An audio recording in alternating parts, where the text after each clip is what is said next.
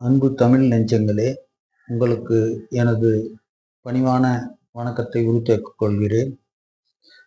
நேற்று சிறிய தவறு அல்லது தவறியது இவைகள் என சிலவற்றை நான் நினைத்திருப்பதால் அதை இன்று பகிர்ந்து அந்த என் மனதிற்குள் உண்டான குறுங்குறுப்பை அகற்றிக் கொள்ளலாம் என்று ஆசைப்படுகிறேன்.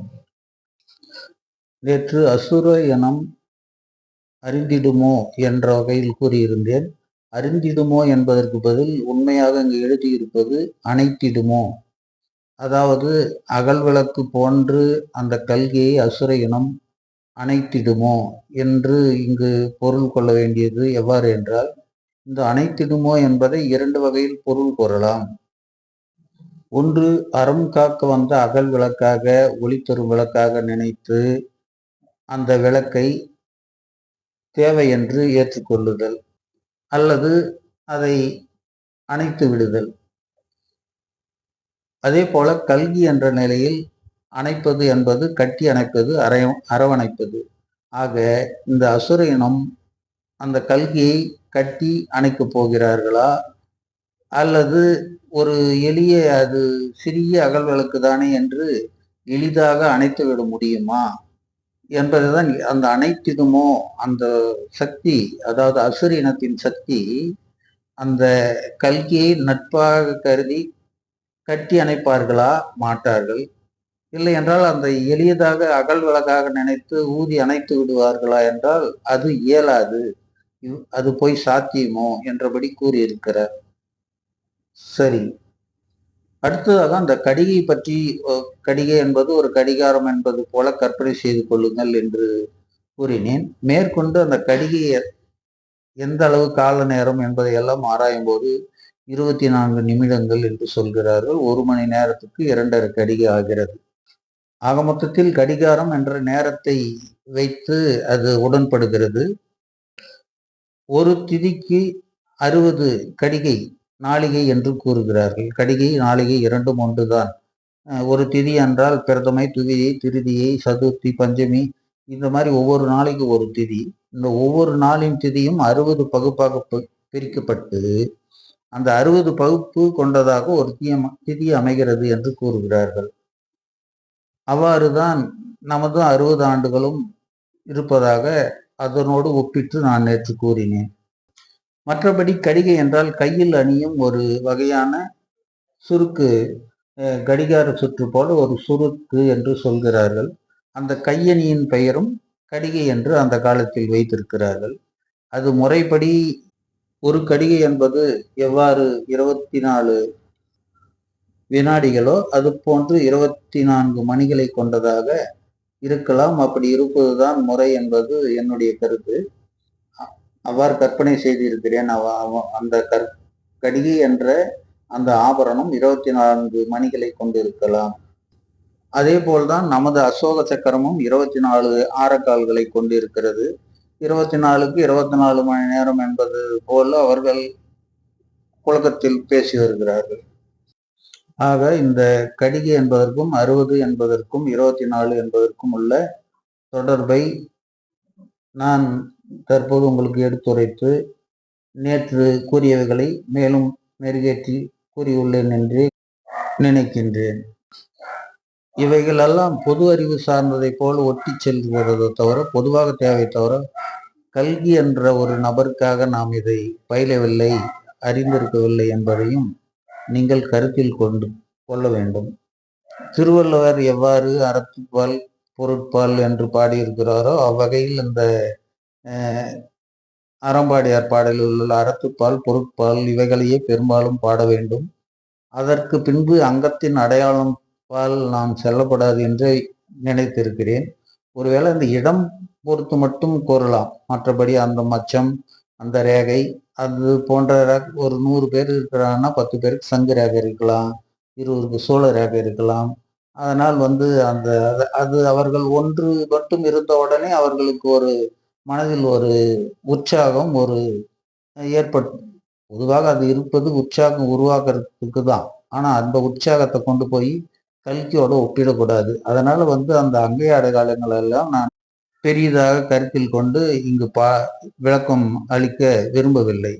இதோ இந்த அறத்துப்பால் பொருட்பால் சார்ந்தவைகள், கவியின் திறன், கவியின் ஆழம், அந்த அழகு, இவைகளை மட்டும் நாம் நோக்கி பார்க்கும் வகையில் என்னுடைய பயணம் அமையும் என்று கூறிக்கொள்கிறேன்.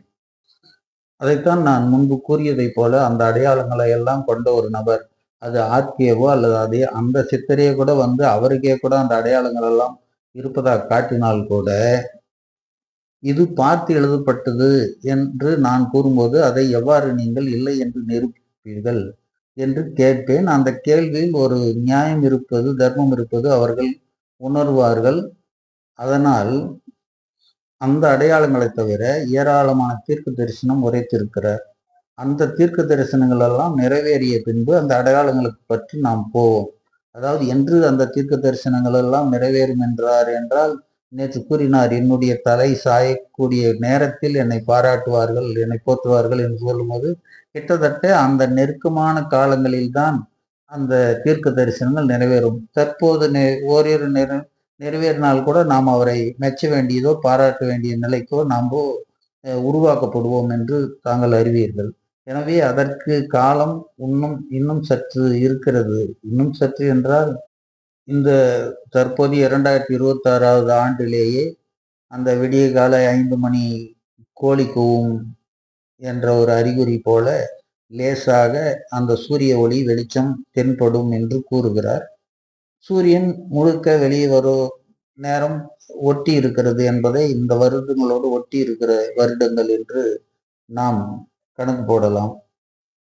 இன்றைய பாடல் ஒரு அறத்துப்பால் சார்ந்த பாடல் தான். அதாவது இறைவனுக்கும் மனிதர்களுக்கும் உள்ள தொடர்பு, இறைவன் எவ்வாறு மனிதர்களை ஏற்றுக்கொள்வார் என்ற வகைகளில், எவ்வாறு மனிதர்களுக்கு நல்லது செய்வார் என்ற வகையில் இவர் பாடியிருக்கிறார். பாடலை படிக்கிறேன், கேட்டுக்கொள்ளுங்கள்.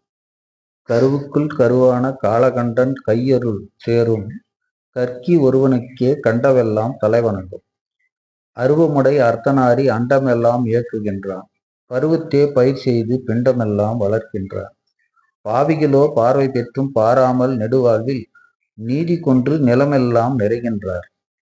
உமையொரு பாகனுக்கு உள்ளத்தில் உருவம் வைத்து உலகத்தார் ஓதினாலும் ஒரு மொழியும் உரைக்காது உமையோனை நினைத்தாலே உற்றவினை அத்தனையும் ஒன்று விடாதறுபட்டு நன்று செய்யும் நோக்கினிலே நறுவுடல்தான் நட்டப்பட்டும் நாதனுரை உயிர் பறவை சிறகடித்து சேருவது அரணாரின் அவ்வுலகில். செந்தை கொண்டு வெந்தை காண செவிசாய்ப்பாய் கொண்டு சேர்ப்பேன் சிவனடியாரின் சேவடிக்கு, கொண்டு சேர்ப்பேன் சிவனாரின் சேவடிக்கு. பிறவி பயனடைவதற்கு பெருந்தொண்டு செய்ய வேண்டாம், பரமநடி சேர்வதற்கு பரமனாய் இருந்தபடி பக்தி தொண்டு செய்தபடி பிறைமுடித்தோனிடம் பணிந்தால் பெருவழி பயனும் கொள்ள பிடியானை பிறப்பித்து பிரமன் உன்னை பீடிக்கான். சரி, இங்கு கருவுக்குள் கருவான காலகண்டன் கையருள் சேரும். அதாவது கருவுக்குள் கருவான என்றால் நாம் இங்கு இருக்கும் நம் நிலைமையில் மனிதர்களுக்குள்ளான கருவை வைத்தே கூறுவோம். மற்றபடி அண்டத்திற்கு உண்டான கருவு பற்றியெல்லாம் விளக்க தேவையில்லை.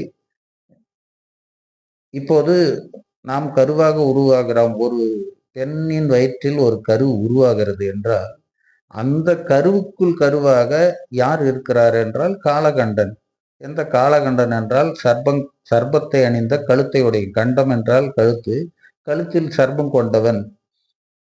அந்த காலகண்டனுடைய கையருள் சேரும் கற்கி ஒருவனுக்கே கண்டவெல்லாம் தனை வழங்கும். அந்த சிவனுடைய காலகண்டனுடைய கையருள், அதாவது கையருள் என்பது கைங்கரியம் என்பது போல அந்த ஏதோ ஒரு வகை அருள் சேரும்போது அந்த கற்கியை கண்ட எந்தெந்த உயிர்கள் கல்கியை காண்கிறதோ அவைகளெல்லாம் அவனை கண்டதும் தலை வணங்குமாம். மனிதர்களை தவிர மற்ற விலங்குகள் கூட, ஏன் நாம் வளர்க்கும் நமது விலங்கு இனங்கள் கூட நம்மை காணும்போது ஒரு யானைகளுக்கோ அவைகளுக்கு நாம் ஒரு நல்லவைகள் செய்யும்போது அவர்களை ஆபத்திலிருந்து காப்பாற்றும் போது அவைகள் நம்மை கனிவாக பார்த்து நன்றி தெரிவிப்பது என்ற நிலையை நாம் உணர்கிறோம். ஆக மொத்தத்தில் கண்டவெல்லாம் என்றால் இந்த மனிதன் மட்டுமல்ல, மற்ற கண்கள் இருக்கும் அனைத்து ஜீவன்களும் என்று கூறுகிறார். அடுத்து அருவமுடை அர்த்தநாரி அண்டமெல்லாம் இயக்குகின்றான். இங்கு அர்த்தநாரீஸ்வரர் உலகத்தை எல்லாம் இயக்குகிறார், அண்டத்தை எல்லாம் இயக்குகிறார் என்று கூறுகிறார்.